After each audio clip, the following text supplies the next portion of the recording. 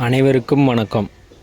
இது SKS garden. நீங்கள் இப்போ இந்த வீடியோவில் எதை பார்த்துக்கிட்டு இருக்கீங்கன்னா பிளாக் ரோஸ். சரிங்களா, நீங்கள் இது வரைக்கும் பார்த்துராத ரோஸ், அதாவது இப்போ நம்மக்கிட்ட ஸ்டாக் வந்திருக்கு. சரிங்களா, இதை வந்து பிளாக் ரோஸ்ன்னு சொல்லுவாங்க.